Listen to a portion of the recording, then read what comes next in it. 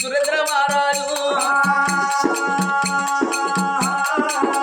వాళ్ళు అయ్యేదో లోపల ఒక్క ఆవిడ రెండు ఆవిడ రెండు రెండు నాలుగు ఆవిడ నలుగురు నూడు ఏడు ఆవిడ దొరికి నాడు వెళ్ళిపోతూ ఉన్నారు. వాళ్ళు అయ్యేదో లోపల బల బల బల బల తెల్లార బ్రహ్మనాథ వరకే కరకర కొద్ది వరకే కరణం లెక్కలేసా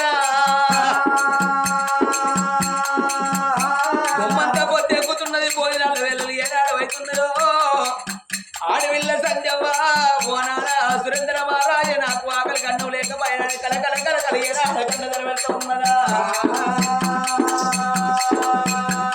ఓ బిడ్డ సంజవ్వ తానపడి లోపల మనకు సుళ్ళ చుట్టాలు లేని బిడ్డ పాండ బంధువు లేకపోయినమ్మా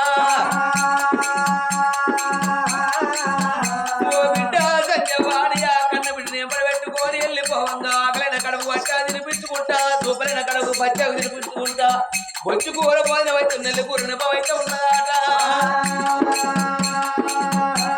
వాళ్ళ నేడు వాళ్ళు పుల్ల జావ బల్ల తినిపించుకుంటా ఆడపిల్లని తీసుకొని అద్దాలు పడి ఏనాడు వెళ్ళిపోతూ ఉన్నాడు.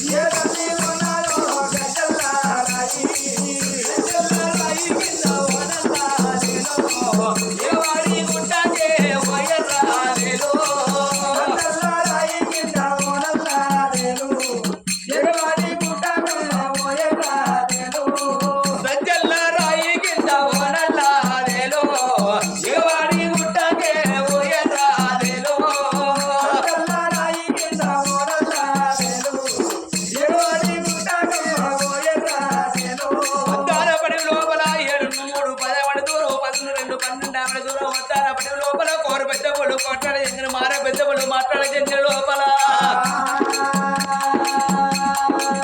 అత్తనపడి లోపలి వెళ్ళిపోతూ ఉంటే పల్లేరు వెళ్ళకెళ్ళి పరిగిపోదెళ్ళకెళ్ళి పలుగు రాళ్ళకెళ్ళి ఏనాడు పోతూ ఉన్నారు.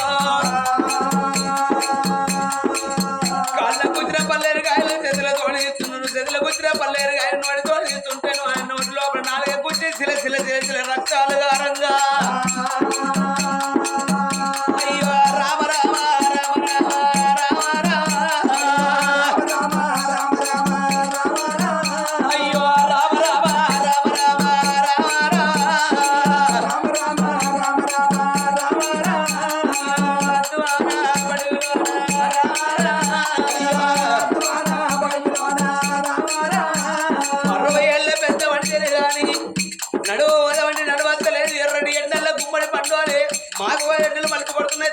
నాడు తండ్రి కొడుతున్న ఉగాది ఎల్లు రాలుతున్నాయట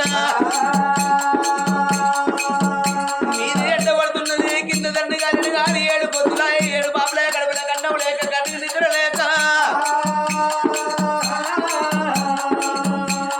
నాడు వద్దాన పడి లోపల ఎర్రడి ఎండల్లో ఏనాడు పోత ఉన్నారో అదో ఎర్రడి ఎండల్లో ఎర్రేడు దూపలు కాగలేక రాజు రాజు తిరగిరగిరగిరగాలి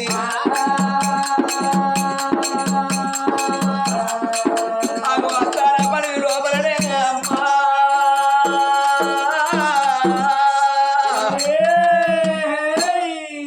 60 ఏళ్ల వయసు లోపల కన్న తండ్రి సురేంద్ర మహారాజు ఎండలకు ఆగలేక 7 దూపలు పుట్టి ఓ బిడ్డ సంజవ్వ నాకు అల్లి బిక్కులైతున్నది బిడ్డ నాకు పానవాదం అవుతున్నది నాకు కళ్ళల్లో ఎవరు కనబడుతున్నారా అని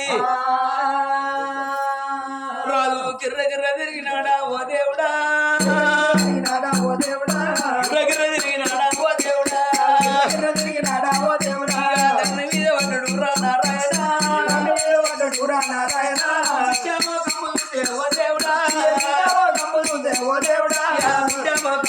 ఓ దేవుడా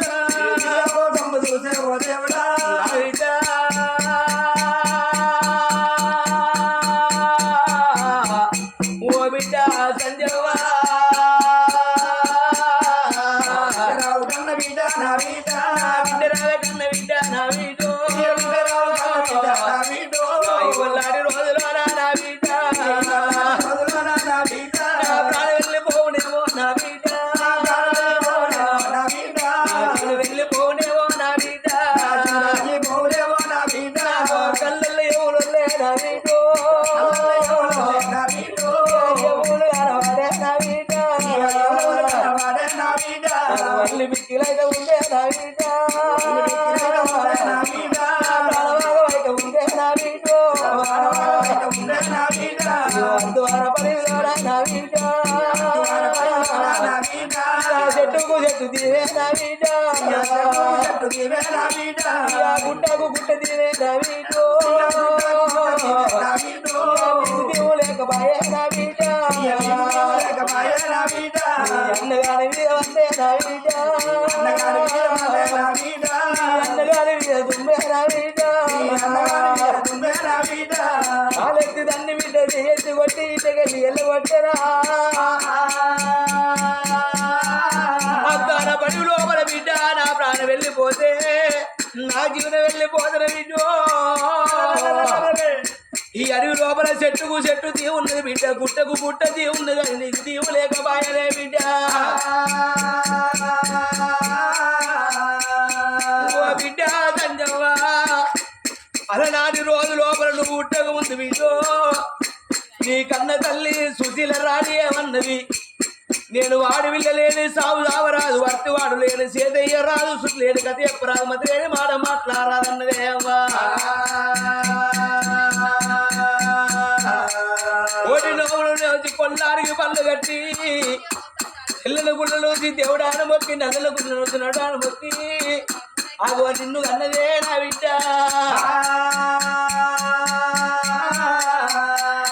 నిన్ను కన్నది కాని బిడ్డ నీ రాత లేదు సాదే పెంచే బాగి నీ కన్న తల్లికి లేకపాయే నీ తల్లి పోయినాక నా బిడ్డ చేతుల్లగాదే నా బిడ్డ ఎవరి మొక్క లెక్కగాదే నా బిడ్డ నేను ఆదుకున్నా నా బిడ్డ నిన్ను నేను వెతుకున్నా నా బిడ్డ ఓ బిడ్డని చేతుల కొలుకోలేరు ముద్దు ఆదుకున్నా ఇలా నా ప్రాణం వెళ్ళిపోతే నా జీవనం వెళ్ళిపోయిన తర్వాత బిడ్డో ఈ నా అన్నగాడు నన్ను కాదన్నాడు నాకు కన్న తల్లి లేదు నాకు కన్న తండ్రి లేడా అని ఏ పైన చూసుకోకే నా బిడ్డ శిరవన్న చూసుకుంటే నా బిడ్డ సాదుకున్న ప్రేమలమ్మ నా బిడ్డ శిరవాడు నిండుదాయా నా బిడ్డ పెంచుకున్న ప్రేమలమ్మ నా బిడ్డ పెరట్ల కలిసినమ్మ నా బిడ్డ ఇక నాకు ఎవరు లేరాని ఏ చెరువు ఏ భయన్న చూసుకుంటే అగో పెంచుకున్న ప్రేమలు పెరట్ల పాలైతే బిడ్డ నేను లేకుండా నీ తల్లి లేకుండా కానీ రానున్న కాలం లోపల నువ్వు పేరుకు రావాలి కీర్తికి రావాలి బిడ్డ అని కన్న బిడ్డకు బుద్ధులు కారాలి చెప్పంగా నలుగురు ఏములలో వచ్చి ఏమో పాఠాలు వేసి ఎదురా సురేంద్ర మహారాజు వెళ్ళిపోదామని ఏమో పాఠాలు వెయ్యంగా రాజు సురేంద్ర మహారాజు ఇక బతుకా నేనుండా ఇక బతుకా నేనుండా ఇక నేను బతుకో నా బిడ్డ ఇక బతుకా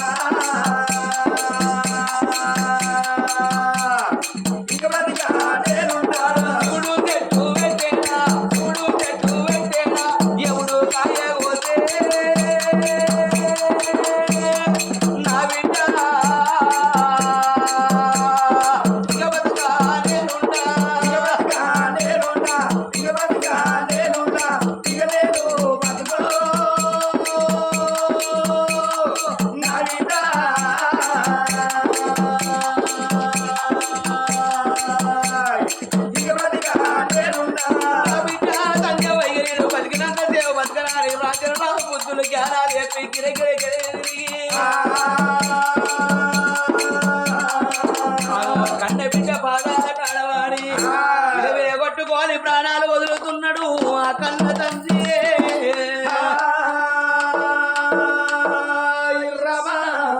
అడవి లోపల రాజ్యాన రాజు సురేంద్ర మహారాజు కన్న బిడ్డకు బుద్ధులు గానాలు చెప్పి ఏనాడు కన్న తండ్రి మన్నమైపోయిన కన్న తండ్రి వీనబడ్డది ఓ నానా నేను ముట్టినాక తల్లి చచ్చిపోతే ఇళ్ళ నేను పెరిగి పెద్దది అన్నయినాక నువ్వు చచ్చిపోతేవానే నాన్న ఆ కన్న తండ్రి మీన అడ్డది ఓ నాన్న నువ్వు ఎక్కడెళ్ళిపోతివి నాన్న నన్ను కాని భూమి మీద వారేసి నా కట్టమేమో చూస్తిరి నా సుఖమేమో చూస్తిరా అని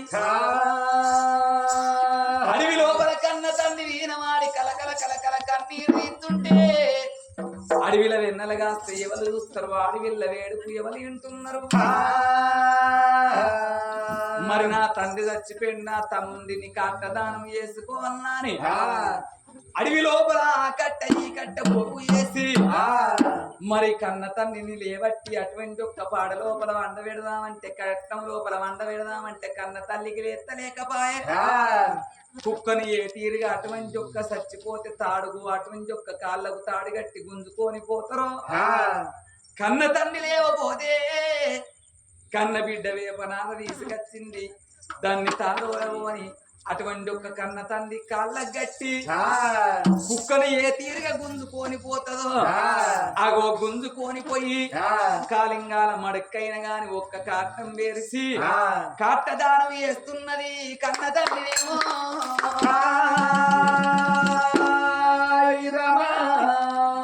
ఇక నా తండ్రి బాగి వీరిన్నా అని పాల పండ్లు పరిగి పండ్లు తెచ్చి రెండు లేతాకు దొప్పలు గుట్టి దొప్ప లోపల పండ్లు పలహారాలు పెట్టి మరి కన్న తల్లి ఏనాడు అటువంటి ఒక్క పిట్టకి పెడితే అగో కాకచ్చి ముట్టిపోతున్నది నా తల్లులారా.